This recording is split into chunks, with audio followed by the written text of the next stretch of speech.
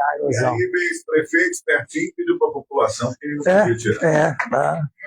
Ele deve levar os dinheiros que recebe lá para criar parque, para criar não sei o quê, para gastar com, como fala, para segurar a encosta, né, que a maré vai levando, né, em vez de gastar esse dinheiro plantando jundu. Não eu não sei o contexto dessa fala dele, viu, Neuza? Mas deve ter algum contexto diferente, porque não é possível, né? Do nada o cidadão fala isso, né? Só por raiva do jundu. Pelo amor de Deus, né? Olha lá, ele gostou do meu livro. Vamos falar do livro, então. Vamos falar só para a gente matar essa parte. Tá bom, vai lá que é a nossa região,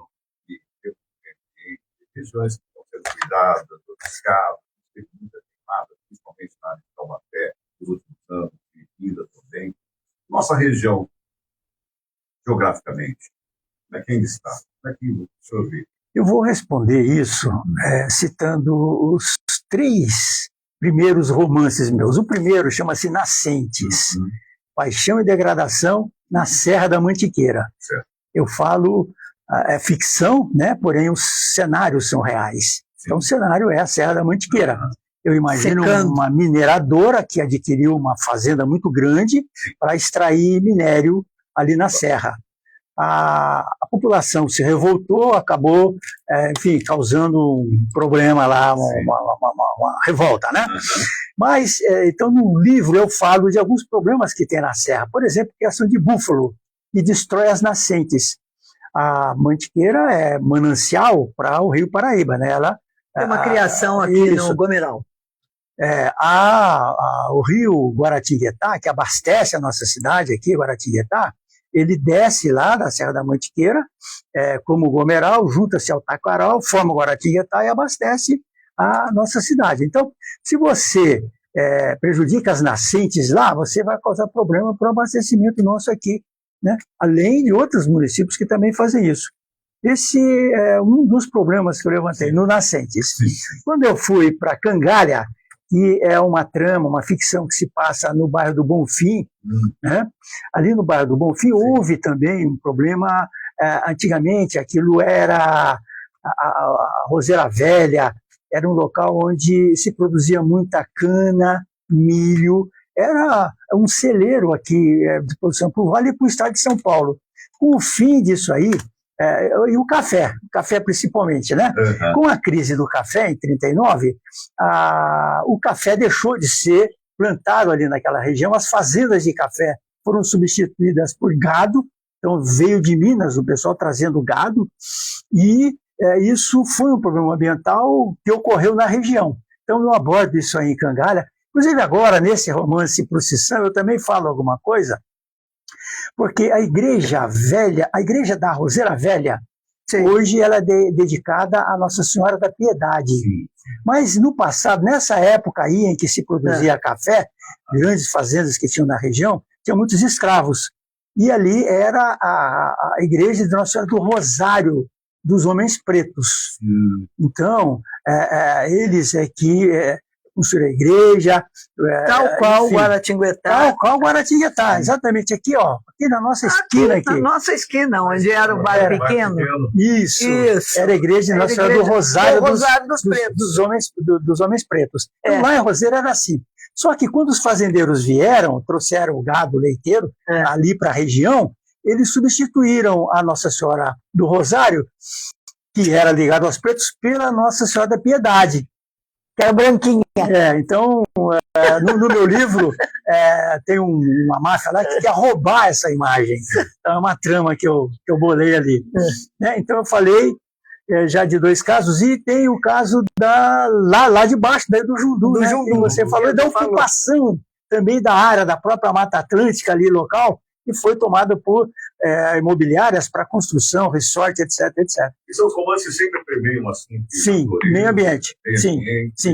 Minha linha de conduta é sempre... Você não pode. É meio que natural, né, Neuza? Porque você escreve sobre coisas que está do seu interior. Isso foi com Dostoiévski, Gogol, Pushkin, todos eles, né? Jeito, né? Acabaram confessando depois. Mas esse aqui tem alguma coisa também, porque eu estou vendo aqui mais ou menos a orelha da capa do livro, falando numa possível roubo das imagens. Das imagens. Mas do Chico Santeiro. No texto, viu, Neuza? Até numa crítica literária, né? Os professores sempre procuram ver o que o autor está deixando subscrito. Né? O que ele quer dizer na entrelinhas. Isso, exatamente. O que o leitor tem que estar atento para observar. Então aí eu falo, por exemplo, da canalização dos córregos em Aparecida. Aparecida tem 3 córregos que trazem água lá da Serra do Quebra-Cangara, atravessa a área urbana e vai para o Paraíba. Né? Esses 3 ribeirões foram canalizados. Isso é um problema muito sério, porque quando chove muito, antigamente tinha o ribeirão, então ele levava as águas. Só que agora é uma tubulação. Primeiro, a tubulação geralmente é subdimensionada. Por quê? Para você fazer você imagina uma chuva que vai ter daqui a 100 anos. Então, uma chuva imensa, teria que ter uma tubulação imensa, grande. Então, você tem um custo marginal muito alto, então ela é pequena. Quando chove aquela chuva, inunda tudo. Segundo, na canalização, na tubulação, tudo vai para a boca de lobo. Boca de lobo sempre entupida com lixo, a água não entra, alaga. Então, esse é um problema. Uma crítica que eu faço é o passant, né? Outra crítica, a questão do esgoto jogado no rio, porque vai ter aí o final da procissão. Estamos falando do livro. Ficção. No final da procissão é na Boca do Cano, lugar onde uma das galerias joga esgoto sem tratamento no rio. Então aquilo fica uma imundície. Percebe? Então, são 2 problemas ambientais que eu abordo e o leitor precisa estar atento para perceber. E que tem em todas as cidades do Vale do Paraíba, quiçá no Brasil todo. Nós não estamos vendo Fortaleza, agora uma movimentação com esgoto aberto, e Ubatuba não acorda para isso. Tem outra coisa, né? Os políticos de Ubatuba, eu não sei o que eles querem para aquela cidade. Eles estão matando a galinha de ovos de ouro, que é a praia. Não é? E esse aqui é uma crítica que tem que ser feita mesmo, não tem como, né, Getúlio? O livro não tem uma função moralista, sabe? Eu não fico ali batendo até se está errado, se está certo, isso aqui. Eu levanto a questão. Chama atenção. Porque nesse caso, por exemplo, aí até é uma festa, né, de São Benedito, que foi ontem. Um dos personagens, ele está ali. Ele era da cidade, estudou música, foi para a Alemanha e é o maestro da Orquestra Sinfônica de Liechtenstein. Ele volta para passear com uma missão, né, que fica também ali subentendida, que faz parte do roubo das imagens. Né? Mas ele vem ali, então ele fica tentando angariar, rever os amigos dele. E ele então imagina aquele ribeirão que tinha antigamente, é um bosque imenso, ao lado da igreja de São Benedito. Ele tem um córrego que foi canalizado, né? Ao lado da igreja, passando ali num vale que tem. Não desce a ladeira. Não, você olhando da igreja, olhando de costa para a igreja, do lado direito era um ribeirão. Tem uma ladeirona que vai lá para o Seminário de Santa Afonso. Isso, exatamente. Ali um ribeirão imenso. Ali era um ribeirão? Que foi canalizado. Olha, então esse personagem fica imaginando um bosque cheio de banco, ele passeando ali com a namorada, sabe? O cara viajou, né? É uma dica que eu estou dando. Hoje, Deus, é proibido canalizar córrego.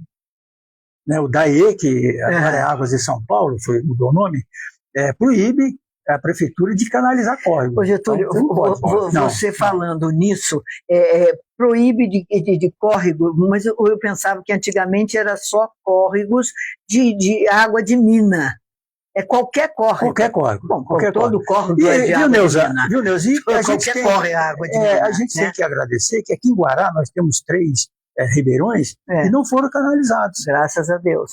Não foram. Agora, o que se demanda aqui é uma urbanização desses ribeirões, ou seja, você recuperar as margens, sabe? Tratar, plantar árvore florida, fazer fica bonito e segurar essa água. Isso. Fazer deixar a água escorrer, deixar a água embaixo. Ciliar, embora. Né? Mata ciliar, exatamente. Uma mata ciliar então, ali. Uma outra crítica que eu faço aí no livro é a falta da mata ciliar no Rio Paraíba, porque ela foi totalmente destruída. Então eu cito o caso de um pescador que está na casa dele, a casa foi inundada, a assistente social vai lá para tirar a família, né? E ele não quer sair e ele está de canoa ali na sala da casa dele, a sala totalmente tomada, as crianças no beliche, né? E a assistente social falando, mas seu Jaci, o senhor tem que sair porque a água está subindo. Não, daqui eu não saio, se eu sair vou invadir minha casa e tal, papapá. Um drama. Dramas que se repetem, que todos os políticos sabem e que nenhuma cidade faz um planejamento adequado. Então, deixa eu só puxar uma orelhinha aqui dos nossos vereadores e da administração, e não só essa administração, mas como todas que passaram. Por que... lá o Tamandaré não inunda? Não inunda mais aqui no final, perto da escola, onde é o beco? Por que até hoje não fizeram um planejamento e não retiraram aquelas pessoas dali? Por que não? Viu, Neuza? A Eufrásio Fernandes foi retirada, aspas. Ela continua e está lá do mesmo jeito. Viu, Neuza? O Ministério Público vive em cima da Prefeitura. Eu fui secretário de Meio Ambiente e senti isso daí. Ele está sempre cobrando da gente a retirada das pessoas dessa área de alagamento. Só que é uma coisa muito difícil. As pessoas não querem sair, construíram a vida inteira ali. Foi construído um conjunto habitacional, lá o... Sucupira. Me fugiu agora o nome, mas enfim, dois conjuntos habitacionais, ali na Vila Brasil. Ali, sei. O Flamboyant e Santa Mônica, exatamente, os dois, para tirar as pessoas de lá. Sim. Só que os que foram removidos, quando ele saía à noite, de madrugada já era ocupado por outra família. Então a prefeitura chegava lá, vai derrubar como? Não tem jeito, sabe? Então a prefeitura, por mais que ela tente, é muito difícil atender esse pedido do Ministério Público. É muito difícil. Muito difícil. Existe, sempre existiu. Sempre pedindo. E é difícil, realmente eu sei que é difícil, mas precisa ser feito, né, Getúlio? Precisa ver, uma hora vai ter que ser feito. O que aconteceu recentemente é que foram construídas 3 represas lá em cima, no Paraíba, e essas represas, elas evitam hoje que toda a água que sobe... A jusante? A montante, lá em cima, né? Para cima de Jacareí. E Santa Isabel, Jacareí. Então, o que acontece hoje, ela controla a vazão do rio. Então, você vê que não tem tido enchente. Né? No Paraíba, todo ano era aquela catástrofe. Né? Agora não. Então, isso amenizou o problema. Sabe? Só quando chove muito, como foi recentemente, agora ainda deu um pouquinho, né? Mas é muito raro que ocorra isso por causa das represas. E as pessoas se preocupam, principalmente o pessoal da Tamandaré, com a represa que pertence ao município de Aparecida, mas é do estado, é a Barragem dos Motas. É a Barragem dos Motas. Aquela eu conheço bem porque eu a vi sendo construída. Minha mãe nasceu nos Motas, eu sou dos Motas, eu sou reis dos Motas. É isso. E as pessoas falam assim, é por causa da barragem. Não é por causa da barragem. Porque ali tem outro rio que desce, que é o Três Cruzes, que vem de Cunha, eu não me lembro o nome desse rio, que pega também no Ribeirão dos Motas. Então, às vezes, você vê o Paraitinga enchendo, você vê esses problemas todos lá em Cunha, o Jacuizinho, esses rios todos que vão desaguar ali. É uma rede, né? É uma rede, parece um corpo humano, isso aqui, é fantástico. O problema vem de longa data, viu, Neuza? Porque ali no Tamandaré, as casas foram construídas em cima do Ribeirão, praticamente. Sabe a Rua dos Ingleses ali? Isso, as casas Rua dos Ingleses. Em cima. Quer dizer, o que você vai fazer? Né? Ele quer remover, mas são casas até bem feitas, sabe? São pessoas casas que estão lá a vida toda. Que construíram a vida ali. Exatamente. Então, qual a solução? Qual a solução? É você dragar o Ribeirão, limpar as margens, né? Evitar que haja represamento das águas. É a solução. É a única solução. Agora, no Procissão tem tudo isso também. Olha que delícia. Deixa eu falar uma coisa, Gláucia Lueste. Neuza, faço questão que você mande um abraço para o querido amigo Getúlio Martins. Sou fã dos livros dele. A gente já vai falar quando vai ser lançado. Muito obrigado. E onde, para você poder também comprar esse aqui, hein, Gláucia? Chama-se Procissão, olha que delícia. E, falando do livro Procissão, a gente está falando da Aclama. A Aclama é a Academia de Letras e Artes do município de Aparecida. ela foi criada, ou começou a funcionar efetivamente em outubro de 2016. Então, agora em outubro, nós vamos completar 10 anos. Eu estou lá desde o ano passado, vou ficar até o final desse ano. Eu acho que você não vai sair, não. Pelo movimento que você está fazendo na Clama, acho que você não sai, não, meu bem. Mas eu acho, viu, Neuza, que é importante a renovação. Eu acho que a reeleição é muito complicado, você corre o risco daí de ficar eternamente, ninguém se interessar, sabe? Precisa incentivar que novas pessoas venham. Isso é verdade. De novas ideias, fazer diferente, sabe? Eu estou fazendo diferente do que foi antes, o que vem vai fazer diferente de mim. Isso é que a alavanca que leva a entidade para frente, faz ela crescer. A gente vai sem querer o pensamento do trabalho. Isso, exatamente. Renovar, novas ideias, as pessoas se acomodam, fica ali, não, fulano está trabalhando. Aí vai ficar na mesma turminha de velhos, né? De 2016 para cá, como foi assim a atuação aí? Olha, o que a Clama tem feito é um esforço grande de incentivar a produção literária, sabe? Nós temos nas nossas reuniões sempre... Mas para ver uma grande produção, fica do curso. Como é que é escrever livros assim? Chamam a atenção para pontuais, sérios, numa população que ainda tem uma leitura tímida. Então, mas o objetivo nosso é incentivar essa população a ler, né?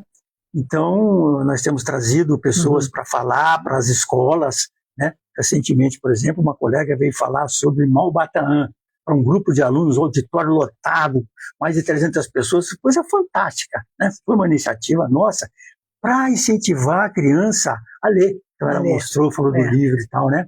E esse é um esforço que a gente tem feito, sabe? Eu tenho que procurar divulgar as reuniões, e nas reuniões ela é toda com declamação de poesia, leitura de textos, sabe? Música. Então, o cara, que no caso é o Beto Toledo, né? Ele canta, ele compõe, canta, ele conta a história da música. Olha, esse aqui eu compus quando eu estava ouvindo, Isso não é aquela reunião chata que fica protocolar. Não é protocolar. Não, de forma nenhuma. E isso aí, você está vendo até uma foto aí, né? Estou vendo uma foto bonita. Eu estou vendo cada dia. Você está expondo essa mais. foto ou não? Né? Não, essa foto não, mas eu posso expor. Então. Já lá. Expõe essa foto aqui. Lembro que houve... Como é que é a aceitação, assim, de levar esse trabalho? Então, difícil no início, sabe? Difícil no início. Mas a gente tem conseguido, até por essa foto dá para ver que tem bastante gente, né? Nós temos convidado, inclusive, pessoas de Guará, sabe? Porque a Academia de Aparecida, mas a gente incentiva o desenvolvimento da literatura, da cultura na região, né? Não tem essa de ser só de Aparecida. Não. Eu, por exemplo, sou de Aparecida, moro em Guará, e sou acadêmico em Lorena, Academia de Letras de Lorena, então eu faço parte lá também. E eu vi aqui que nós temos gente de Guará também, e fiquei muito contente nessa foto da Clama, vocês vão ver aí que o Daniel está postando, muita gente mais jovem, fiquei feliz de saber isso. Olha, tem uma rapaziada nova aqui que é muito bom, e nós estamos com um problema aqui em Guaratinguetá, que o público está envelhecendo.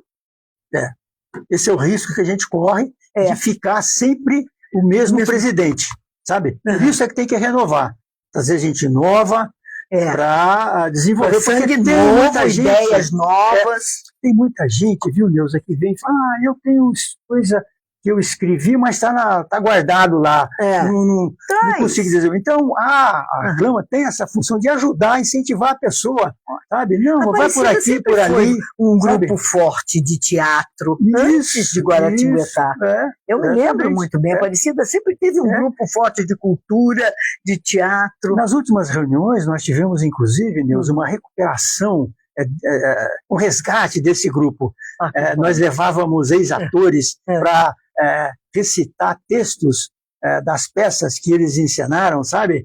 Então foi muito legal, porque em outubro nós íamos comemorar o aniversário do Fausto Padilha, que é o professor que incentivava esse tipo de coisa, né? Exato. Então a gente veio nas reuniões anteriores sempre trazendo alguém que tivesse participado das encenações para que declamasse, para que falasse um pouco, né? das peças.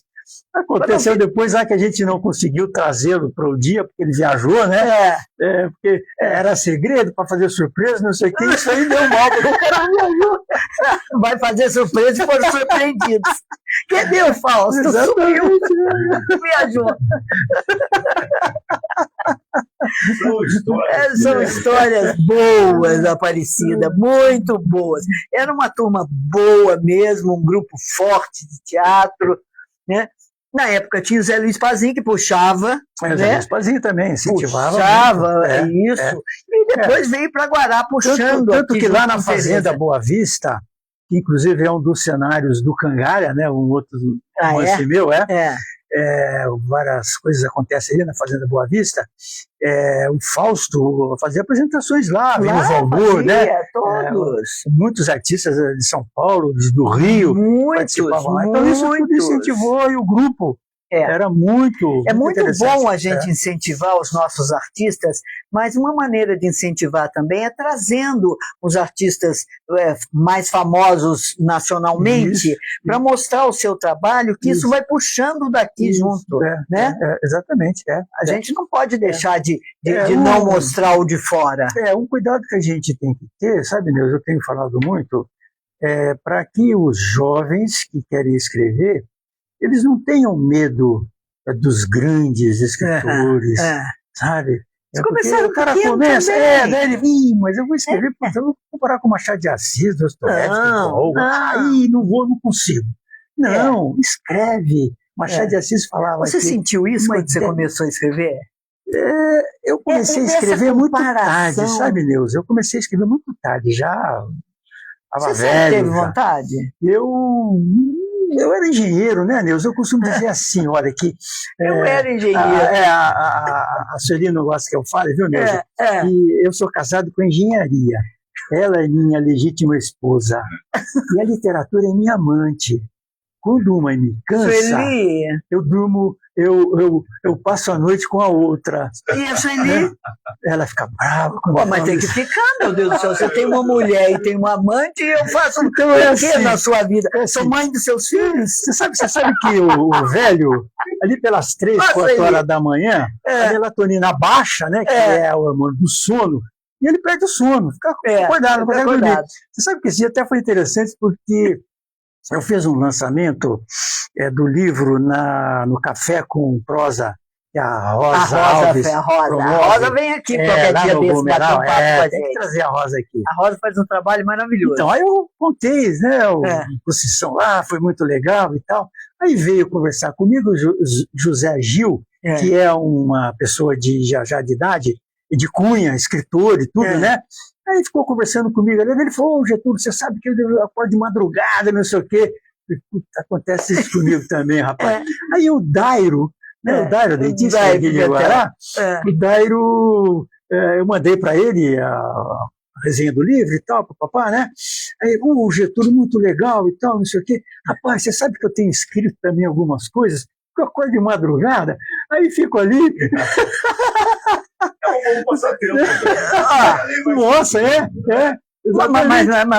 Mas essa coisa de a nossa madrugada é coisa de mais velho, né? Por isso começou a escrever tarde, porque se fosse outro tempo, estava dormindo, de tanto trabalhar. Você sabe que tem uma pesquisa que eu li agora, que antigamente as pessoas... Eu acho que é uma tese que eles estão levantando aí. Tem que dormir 4 horas, acorda 2 e dorme mais 4. Eu falei, não vai prestar isso aí. Neuza, você sabe que a hora produtiva é essas 2 horas. Mas olha, eu não lembro agora se foi no Jundu, nesse aí. Acho que foi no Jundu que eu falo, que os jesuítas, porque um dos cenários é o convento dos jesuítas em Paris, no sul de Paris, né? E os jesuítas, eles tinham o hábito de acordar às 3 horas da manhã, cantar o salmo e depois voltar para dormir e acordava às 6 horas da manhã. Isso, quem me contou isso foi o Leonardo Boff, quando ele fez um lançamento em São Paulo e tal. Bom, então essa é a rotina deles. Mas lá em Paris, depois do salmo às 3 da manhã, um dos personagens, que era o Giroux, né, um padre que depois foi acusado de ter matado o amigo e tal, enfim, ele ia para a praça onde as pessoas se juntavam e no entorno das fogueiras dançavam, tocavam, faziam uma farra danada. E ele ficava ali ajudando as pessoas que precisavam. Então, é isso aí que você está falando. Acorda às 3 da manhã. Fala que é a hora mais produtiva. É. Então, vem mais romance por aí, por causa disso. Vem, não vem? Já tem algum engavetado? Sim. Acontece o seguinte, sempre tem. Não, primeiro eu tenho várias crônicas que eu escrevo. Tem algumas até eu já mandei para você, Meia Banana, Sibipiruna, Manacá da Serra. Sibipiruna ali. Então, E eu vou guardando isso daí, né? Aí o meu editor até falou, pô, Getúlio, junto isso aí publica um livro de crônicas, né? Mas eu acho que o romance é o desafiador, sabe? O romance. É difícil você fazer um romance, viu? Difícil. Porque você começa... Você tem uma ideia, né? Esse aqui, por exemplo, né? Foi roubo. Eu li um livro do Jorge Amado, chamava-se O Sumiço da Imagem, alguma coisa assim, né? Ele conta lá, o pessoal chegou com uma imagem numa canoa, chegou no porto, quando parou, a imagem saiu andando. Aí ficou todo mundo, né? Enfim, aí ele vai desenrolando lá a coisa dele. Falei, que imagem, ó.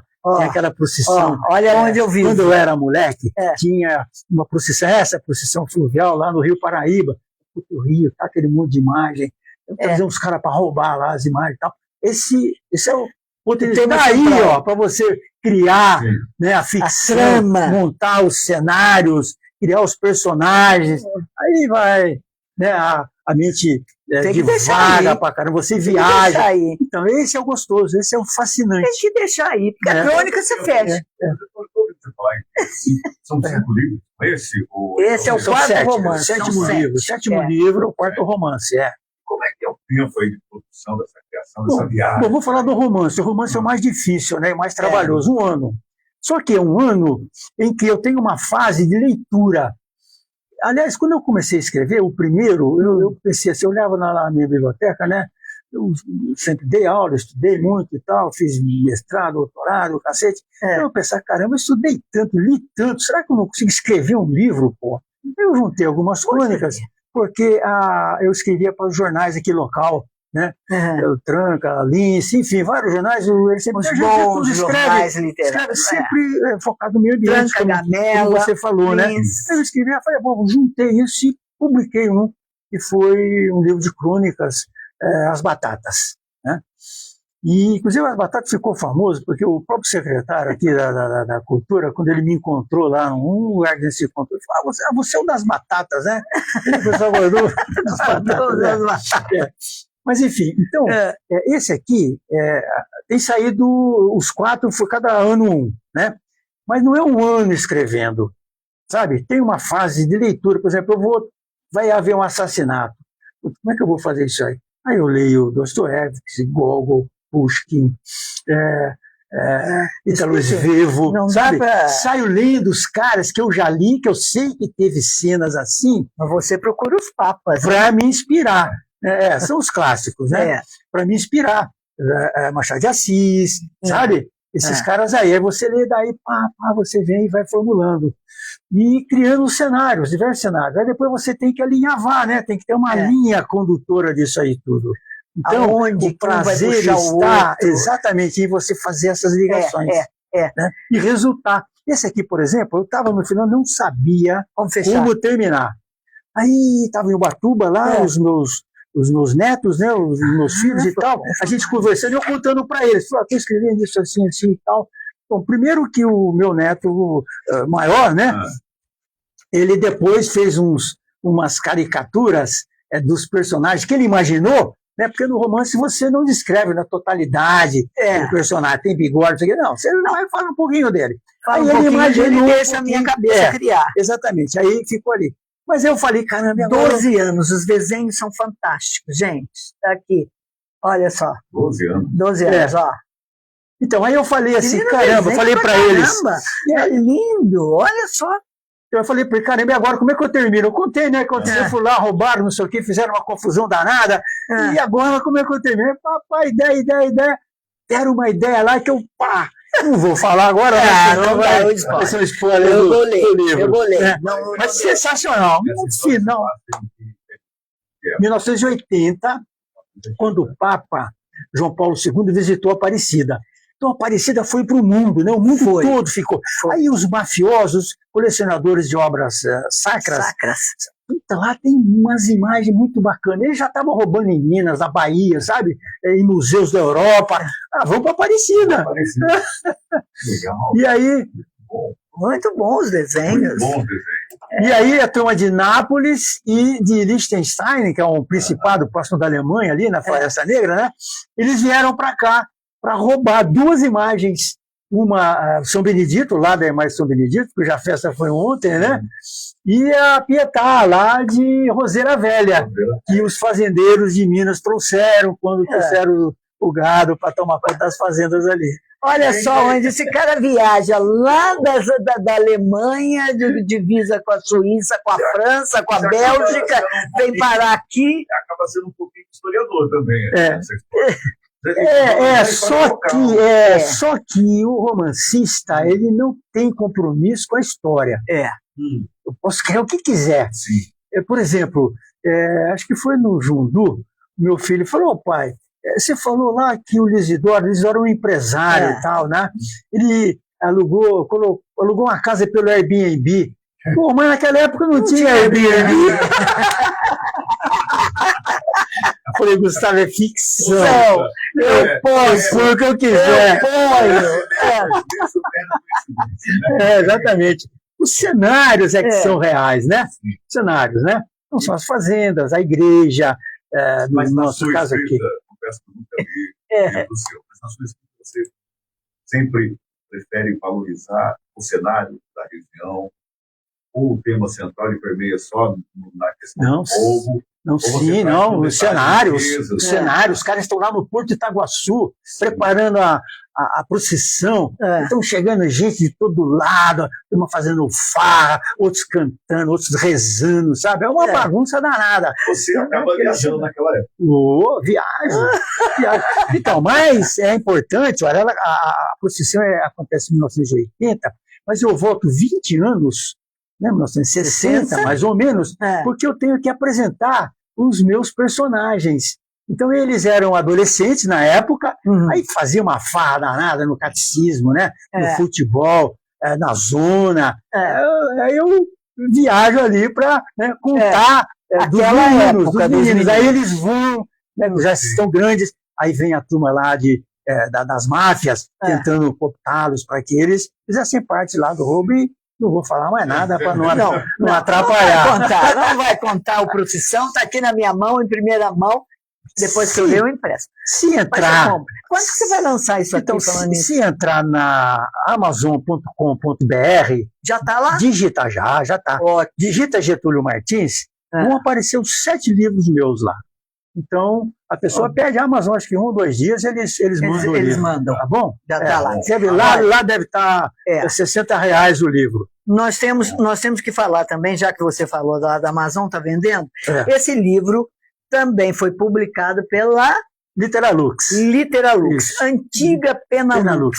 O nosso querido amigo de Aparecida, Wilson Borges, que também é escritor. Maravilhoso. Que também é escritor e é proprietário desta editora maravilhosa. Aliás, tem mais de 2.000 livros publicados já pela Literalux.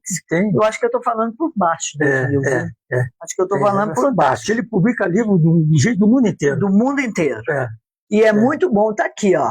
Tá vendo como é que a cultura funciona? É difícil fazer cultura, é difícil fazer cultura. É difícil. Você tá lá na clama. É que eu estou falando para você, Neuza. A pessoa precisa ter um momento de mostrar. A pergunta não é essa, não é difícil fazer cultura. É difícil mostrar a cultura, fazer com que as pessoas entendam que precisa ver um empurrãozinho, sabe? E esse é um dos objetivos da Aclama, é dar esse empurrão inicial, né? Isso é fundamental que haja. Precisa, né? Para os jovens, até para os adultos, né? Como eu falei, eu comecei a escrever, esse mês que vem eu vou fazer 77 anos. Eu comecei a escrever, acho que ele veio de bicicleta. Em 65, sabe? Por aí, depois que eu estava aposentado já. Né? E você fala, mas Porque normalmente você vai entrevistar o cara, quando eu tinha 8 anos, meu pai falava, não sei o que, minha mãe lia para mim, né? Sei que, eu não tive nada disso, sabe? Nada disso. Não. E eu lembro assim, eu estava Mas a educação na nossa época era diferente. Eu estava no instituto, eu me lembro que uma vez, o professor Fernando, irmão do professor Afonso, ele pediu para fazer uma redação e tal, e quando ele foi entregar a redação, ele falou, olha, eu vou ler uma redação aqui que eu gostei muito, e leu a minha redação.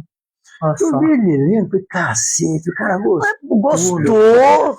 Aquilo, não é que sabe, boa. aquilo ficou, né? Ficou. Aí depois eu fiquei engenheiro, na engenharia não tive oportunidade, também não lia muito, porque estava ali no trabalho e tal.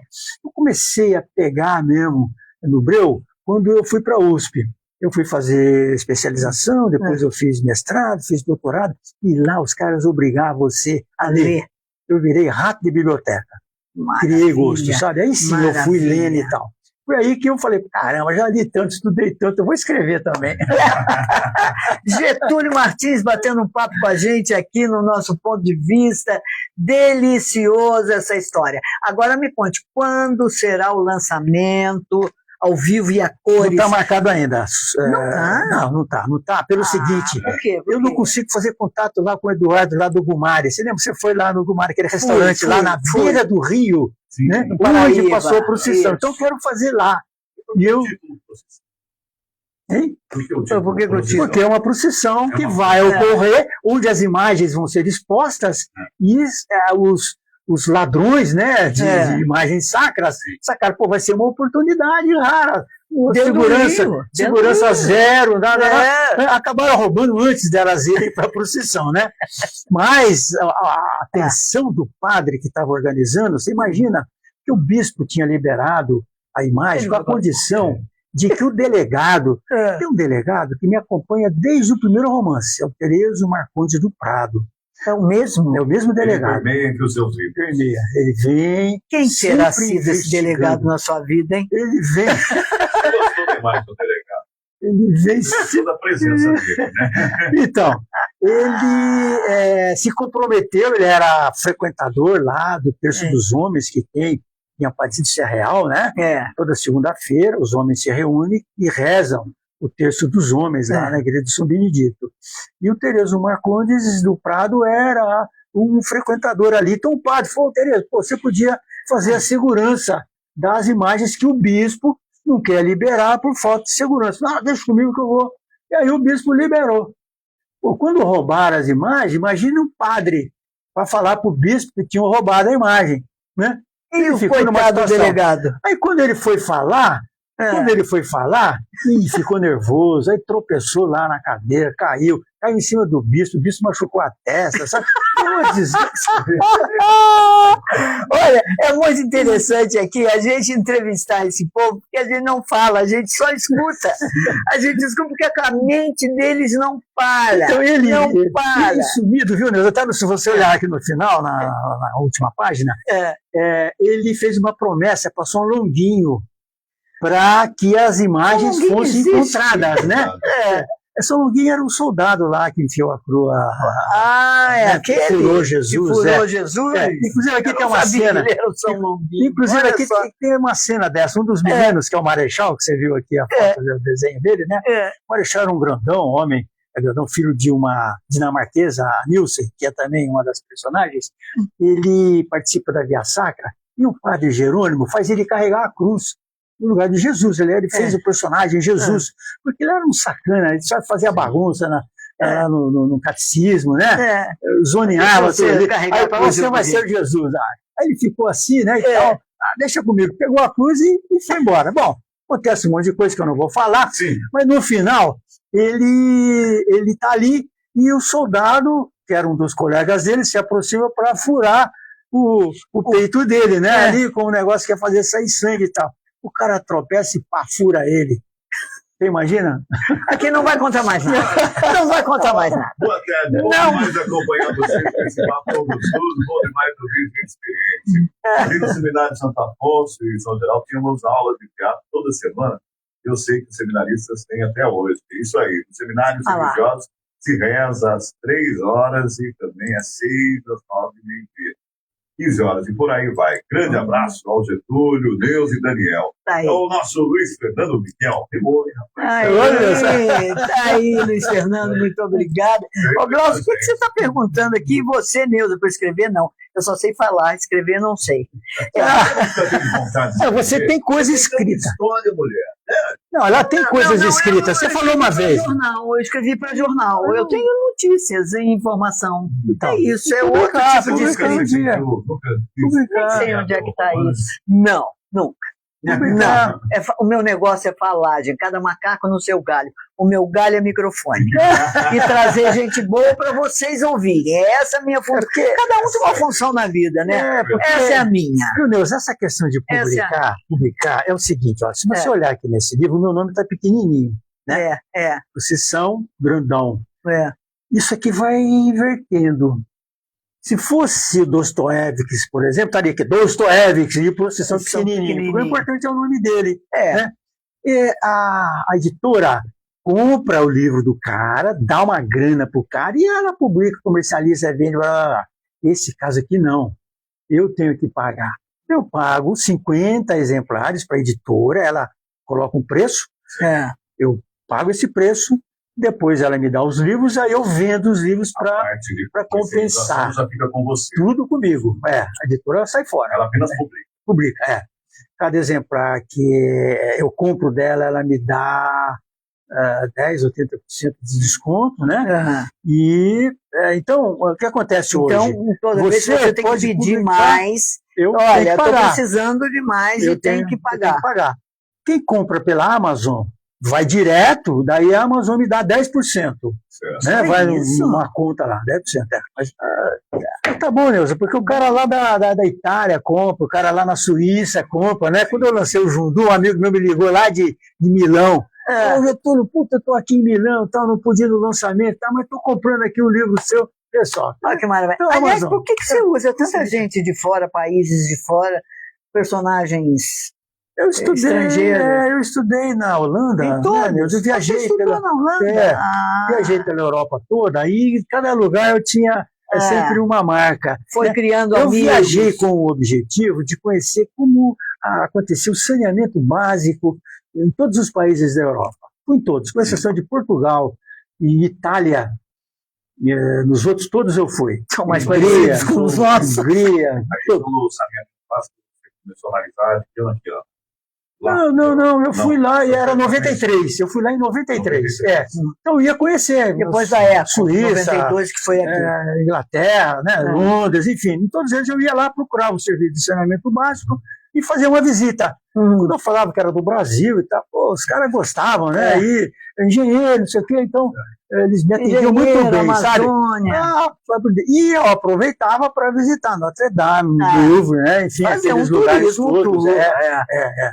Então, essas ideias, muitas vezes, vêm de lá. Tenho aqui um personagem meu que é o Samuel. Ele estudou no Pensa, lá em Aparecida. Né? Pensa é o projeto lá do santuário para ensinar os meninos lá.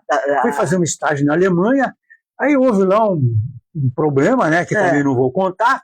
Ele acabou indo para o Principado de Liechtenstein.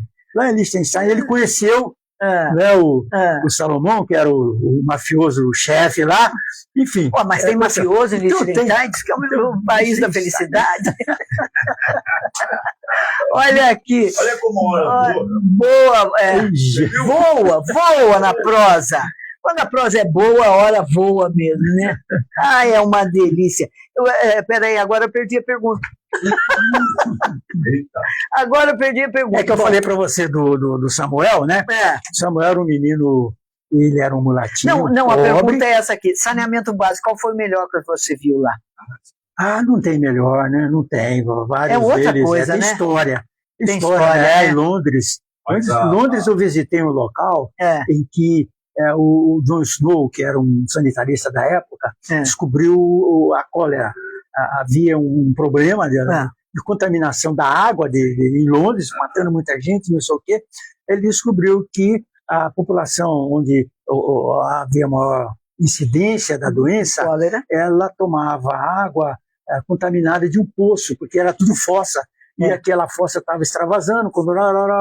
Aí foi um grande avanço da saúde pública, né? Ele descobriu Isso aí. a cólera e tal. Então, aí você visita lá o lugar onde tinha bomba e tal, uma coisa bacana. A primeira estação de tratamento de água foi em Londres também, então também você visita ali o local, era feito com areia. E por que não faz aqui? Porque é caro ou porque... Mas faz, o proprietário o saneamento nosso não está atrasado e muito defasado, não. A gente tem grandes estações de tratamento em São Paulo, né, no Rio, enfim, vários lugares. Então, não está atrasado, não está defasado, não. O que você observa, muita diferença é o urbanismo, como eu falei da questão dos canais. Então, você pega, por exemplo, Luxemburgo. Luxemburgo é um paizinho no coração ali da Europa, né? Não tem canalização, são vales imensos, o rio passando lá embaixo, e tudo cheio de árvores floridas, as margens, sabe? A coisa maravilhosa. E o pessoal tomou cuidado com isso, né? Na França, Paris, então você pega o Palácio de Versalhes. Já tem um macaco aqui perguntando assim, mas levou 500 anos para fazer isso, essa gente vive mais de 3.000 anos. Como é que levou? Eles fizeram há muito tempo, né? Só que aprenderam com guerras, com epidemias. Nós vamos ter que aprender com o quê? Com inundações, né? Que nós já estamos vivendo. Nós aprendemos com eles, sabe? Muito mais fácil. Né? Então, para isso está a história aí. Né? História está aí para a gente aprender. Nosso governante está aí falando que rio é vida, mata é vida, mas na hora de cuidar da vida não cuida. Isso aí. É isso aí. Aqui. Aí o nosso Rio Paraíba. Então. Getúlio Martins. Muito obrigada. Agradeço. Está acabando já o horário? Não é. Tá faltando 5 minutos ali. Tem 5 minutos. Você está querendo me mandar embora? Você está querendo me mandar embora? Eu estou com medo de você contar a história inteira do livro. Ninguém queria mais comprar o livro. Vamos para os outros livros. Isso. Tem. O primeiro livro foi Crônicas. As Batatas. As Batatas. Inclusive as Batatas, a Crônica. As Batatas quando eu cheguei na Holanda, né? Cheguei em Delft, onde eu ia estudar, e fiquei no hotel 2 estrelas. À noite, a dona do hotel, uma senhorinha, veio perguntar quantas batatas eu ia querer na sopa da janta. Eu, papapá, né? 2 batatas. Não sabia o tamanho, não sabia nada, né? Aí à noite que eu vi que tinha lá um caldeirão e tinha várias pessoas aí na pensão, né? No hotel, e cada um ia lá e tirava as suas batatas, certinho, para não sobrou nada. Sim. Né? Então eu conto isso aí, essa história nas crônicas. O segundo é uma espécie de biografia. Eu conto um pouco da minha trajetória como seminarista. Aos 11 anos eu fui para o seminário La Salle, eu estava no La Salle. Você também estudou no La Salle, né? Então, eu estava lá no seminário, lá ia ser La Salista. Fiquei acho que 6 anos, né? Fiquei 6 anos lá, de 11 a 17 anos. Aí eu saí, fui para o Exército, trabalhei na Prefeitura Aparecida, estudei Física, fui professor no Instituto, aí estudei Engenharia, trabalhei como engenheiro, então eu conto um pouquinho disso aí no Trem da Paulista. O Trem da Paulista era um trem que levava de São Paulo a Adamantina, onde eu estava no seminário. Eram 12 horas de viagem. Um trem fantástico, maravilhoso, com restaurante. A gente ia fazendo uma farra danada. Você imagina, coisa maravilhosa, né? Eu tinha 11 anos, hein? Chegava lá no seminário. Esse trem é de verdade, gente. De verdade, Aí, o impacto. Aí, na hora do almoço, tinha que ir lá na frente, pegar um livro e ler lá, que o padre tinha separado, né? Imagina a tremedeira, o nervosismo. 11, 12 anos. Imagina, 11 anos. Não sabia ler, né? Bom, depois me formei em engenharia, comecei a trabalhar como engenheiro, dei pelo estado todo. Então eu conto um pouquinho de cada coisa isso aí. Terceiro, foi na pandemia. Eu falei, emissão zero, eu falei da pandemia, falei da vacina, enfim, de muitas coisas relacionadas ao tema. Aí depois veio Nascentes, Paixão e Degradação, como eu já falei aqui, na Serra da Mantiqueira. Depois foi Cangalha, lá na Roseira Velha, né? Na Serra do Tabacaria. A Quebra-Cangalha é esse trecho Isso, é uma continuação da Serra do Mar que desce, né? Bocaina, Quebra-Cangalha. Porque quebrava as cangalhas. Isso, o inclinado, né? O boi ali quebrava a cangalha. Exatamente. Aí depois veio o Jundu, né? Que é lá no mar. Então eu vim descendo, serra 1.200 metros, 750 metros em Roseira e a nível do mar, lá no Jundu. E agora eu peguei um rio, agora é o rio, né, que forma esse vale maravilhoso. Então posso pensar, seguindo esse raciocínio, que o próximo vai ser o quê? Eu não posso antecipar, ainda tá só na minha cabeça. Nem bem vai abrir. Não, mas eu vou divulgar a data do lançamento oficial. Sabe, nós vamos ter agora na sexta-feira, Neuza, uma reunião da Aclama, para qual eu convido todas as pessoas que quiserem conhecer um pouco da nossa cultura. E até vai ter uma mudança nessa programação aí, sabe? Porque eu estava agora, antes de entrar aqui, vi um recado da Celina, que é uma empresária que desenvolveu um projeto fantástico para crescimento de Aparecida, para desenvolvimento da cidade. Sabe? Uma coisa maravilhosa. Ela esteve em casa, me apresentou e tal, convidei ela para apresentar ali. Só que eu recebi um recado dela que houve um falecimento lá não sei se foi pai ou tio dela, sabe? Celina Hanna Omori. Isso, exatamente. E ela não vai poder vir. Então eu vou, nesse espaço dela, fazer o lançamento do Procissão. Eu vou falar do Procissão lá, aproveitando esse espaço. Dia 17 de abril, no Aclama. Olha, isso aqui foi agora, na hora que saiu. Isso aqui saiu quentinho aqui agora. Então o lançamento vai ser dia 17, na Aclama, no auditório Cláudio Anísio, na rua Pedro Filipe 600, Vila Mariana, Aparecida. E vamos ter lá também um outro lançamento de um livro da Cidinha Alcântara, que está ali, ó, no Jardim dos meus poemas. A Cidinha vai lançar também esse livro maravilhoso, viu? Fantástico. Muito bem. Isso. Então, isso tá todo mundo convidado. Todo mundo convidado. Getúlio, Deus lhe pague. Muito obrigado, Neuza. É bom. Espero que você me convide mais vezes. Claro. Sem dúvida nenhuma. Mais histórias. Sem dúvida. Bem mais histórias por aí. Podemos falar de som de meio ambiente? Ele sabe que eu gosto de cutucar ele no meio ambiente. A gente nunca esgota, né, os temas. Não. Nunca esgota. Gente, obrigada para vocês que estão aí ligados na gente. Olha aqui, tinha uma quantidade enorme de gente aqui no Instagram da Neuza Cipolle. Isso aqui vai estar... Tá aí? A Sueli está acompanhando aí? A Sueli não está aqui. Sueli. A Sueli pode estar, sabe aonde? A Sueli pode estar aqui. No YouTube da Rádio Frei Galvão. Isso. Deixa eu ver aqui. No YouTube tem gente da Rádio Frei Galvão, não dá pra gente ver. Porque eu saí meio correndo, viu, Neuza? Eu estava no Itaguara, aí pensei, preciso ir lá falar com a Neuza e tal. Aí. Ainda estava fazendo exercício. Gente, obrigada e até sexta. Não, essa semana eu venho sexta. Sexta-feira? É sexta-feira o lançamento. Lançamento, 7 horas. 7 horas. Eu dependo do meu entrevistado. Lá, ele curte comigo. Olha aqui, eu vou passar lá na TF, que meu carro está fazendo barulho. Eu acho melhor você passar na TF Pneus também. Você recomenda? Maravilhoso, maravilhoso. A Celina, essa moça que vai fazer a palestra, ela esteve comigo lá no Ganiza, trouxe para almoçar lá. Maravilhoso. Ela é uma empresária de São Paulo, sabe? Uma pessoa. Olha que coisa fantástica, viu? Gostou? Nossa, que maravilha. Tá vendo? Fantástico. É isso aí. Vamos para lá, então. Então vamos para lá. Gente, eu estou de volta amanhã a partir das 9. Então, tchau. Uma boa terça. Uma excelente tarde. Esse que tá vocês. Você